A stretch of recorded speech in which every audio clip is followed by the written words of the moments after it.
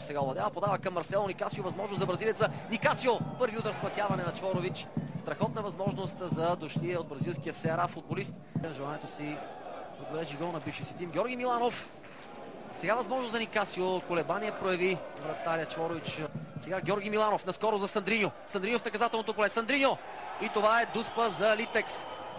Дуспа за Литекс до 11 метров наказателен удар, който ще бъде изпълнен явно от Никасио. Ето го удара Никасио. Под плонжа на Чворович, 1-0 за Литекс. Изпълнение към далечната града, възможност за Бодуров. От гол линията Борко Стойчев успява да избие в корнер. Христо Янев. Технично изпълнение. 2-0. Христо Янев бележи гол в тази 55-та минута. 2-0 за Литекс първото полувреме. И изключителен свободен удар на Христо Янев.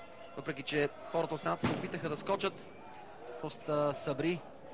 Фарит е пред него. Фарит наказателното поле. Засада няма Фарит. Няма и кой да засече тази топ. Изстрел. И вероятно нова опасност пред вратата на Евгений Александров. Том. Разминава се Александров с топката и там буквално от гол линията тя е изчистена. След това удар на Фарит.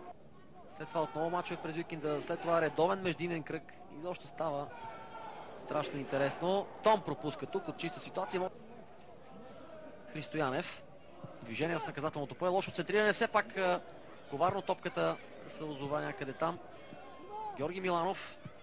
Страхотни няколко двойни подавания с Светло Тодоров. Фит на Светло Тодоров. Греда.